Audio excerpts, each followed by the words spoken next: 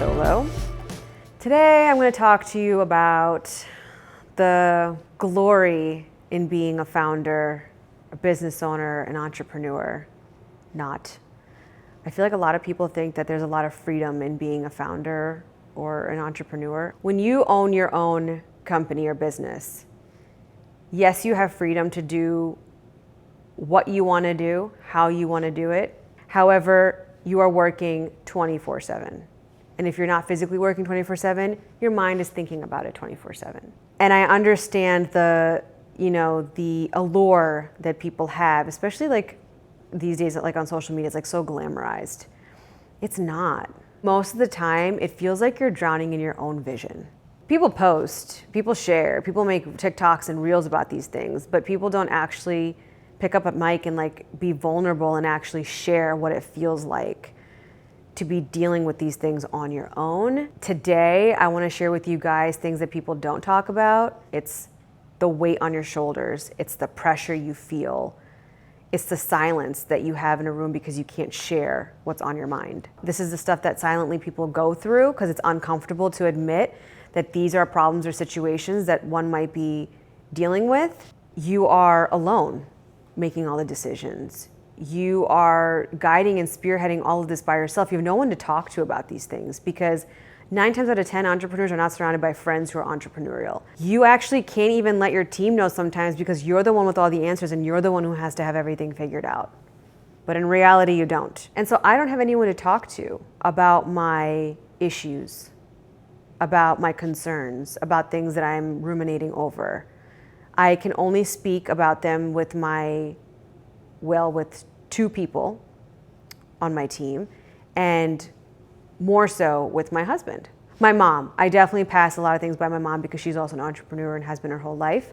So she's very helpful in that sense, in that regard. This is all I've known. I mean, I grew up in an entrepreneurial family. I worked for them. So I never worked as an employee. I worked as an owner because it was my parents who trained me.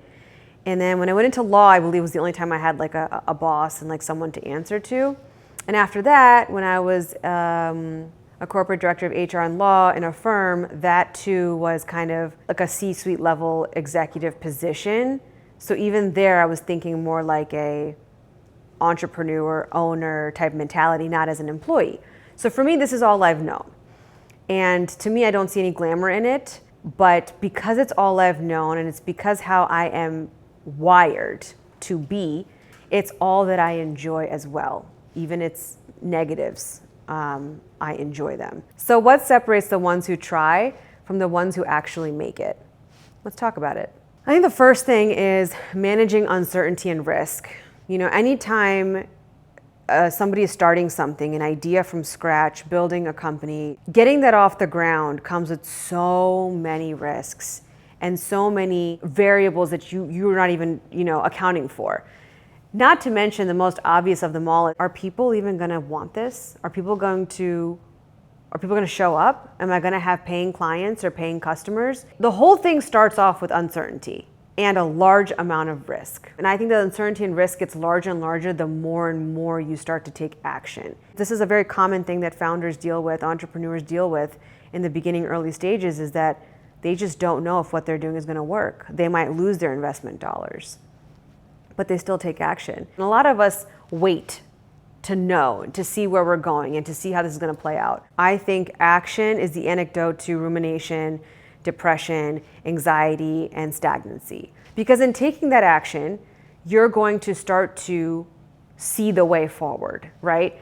And I think taking action is 70% of the work. I think that once you start to build and you have the capacity to pivot along the way, you're going to get somewhere. The second thing I would say is decision fatigue and responsibility. Every little thing that goes on in your company rides on your shoulders. You are in charge of making the smallest everyday decisions to some of the largest decisions. You have to know how to hire the right people, how to manage the people, how to manage the team, how to grow the team, how to have the uncomfortable conversations. When you're first starting out, you don't take into account some of these things.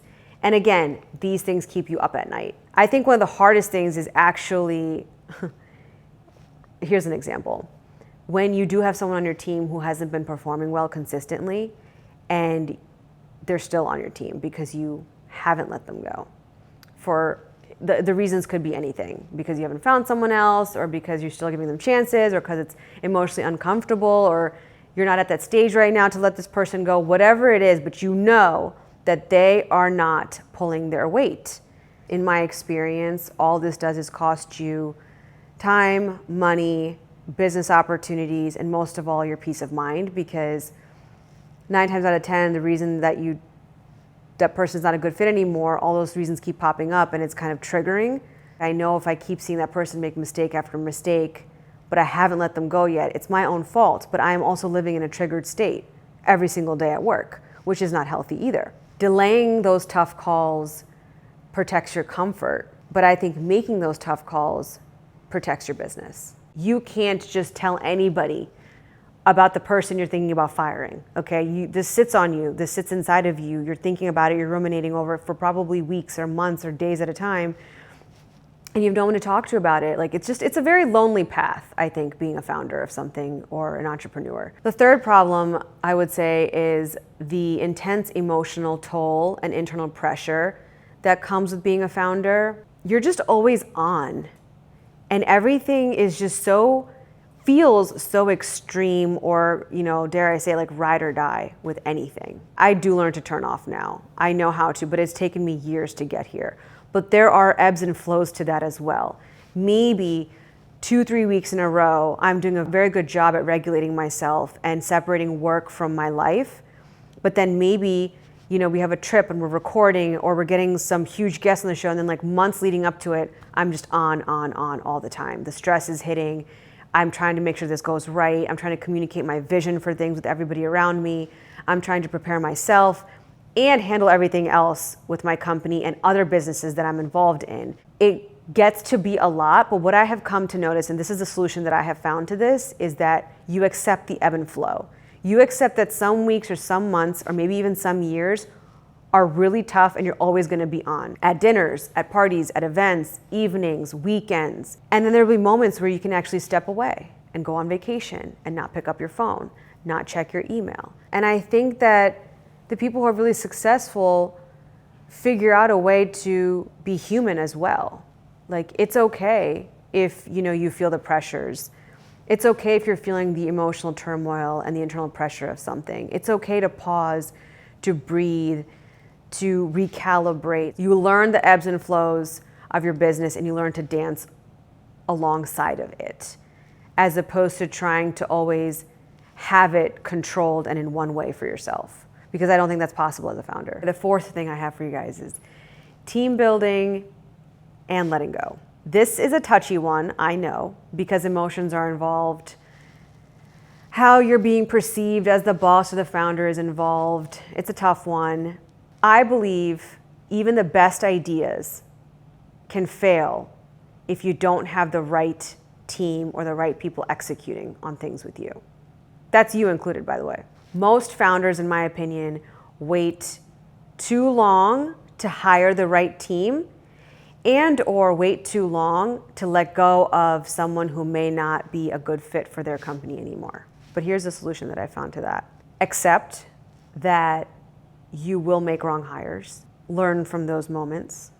Try not to repeat those mistakes. Learn to interview the person first, not their resume, not their credentials. When they have made it past those filters and the credentials that you require for the position or for the job, learn to have a conversation with that person. Look for small cues on how do they respond, how do they speak, how was the engagement before the interview via email? Are they fast? Do they take weeks or days to respond to something? Do they look around the room? Like, what is it? And not that I'm judging any of this. I'm just gauging, can I work with this person in my atmosphere? I'm trying to see if we work together. I'm trying to see if I can read them or understand them. I'm trying to see how they gauge what I'm saying, if it's a good fit or not. I almost like to see their perception of me or the company, mostly the company, but like, what do they think of here? What do they think of our brand? What is their take on our mission? Do they understand the position? Do they understand what we're trying to achieve with hiring somebody for this position? Those stuff matter a lot to me, because what I have found in the past, sometimes people, unfortunately, do not do their homework. Another issue I would say is leadership and growth. This one is tricky because everybody is at different levels, everyone's in different industries, everyone has different levels of access to certain amounts of capital or not. And I think all of these things put together impact the decision making when it comes to leadership and growth and control. So at some point, as a founder, as an entrepreneur, you have to shift from a doer to the leader. Most of us start off as doing all the little nuances in the business because we don't have the capital to hire the people. At some point, you got to let that go. And you have to start with hiring your first employee. And again, training them, teaching them how you would like something to be done, what you'd like to be done, and letting them execute on that. If you're always sitting there doing everything yourself, the bookkeeping, the cleaning, the opening, the closing of the business, the ordering, branding, marketing, whatever it is, then you're not going to have time to zoom out. Leadership is letting go with intention. It's calculative.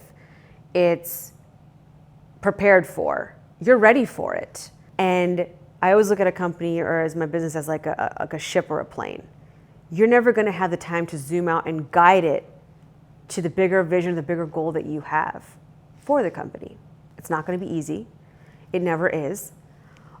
But this is where your growth and the growth of your business starts. Cash flow, stress and growth versus survival. This is my favorite one to talk about because I think this one gives people the most anxiety. I think this is the reason people don't start in the first place sometimes. And I also think that if you make mistakes here, it's the reason people fail. It's an interesting dance that you do in the beginning stages of a company where you're finally mustered up the courage to, okay, I'm going to invest X amount of money, or I got a loan from the bank, or whatever it looks like. And you're excited, right?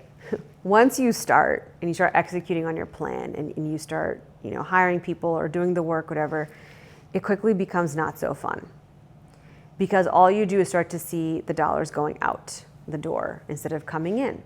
To grow and to get to the next stage, you got to spend. Oh, I'm not good at this, or I need someone who's better at this, or the business needs X, Y, Z. I need to hire someone to do this because I don't know how to do it. I personally used to stress about this a lot. I am kept awake by it sometimes, where I'm trying to problem solve or figure out or pivot or understand where should this money be allocated? What is a priority right now and what is not? What should we put towards? What should we cut?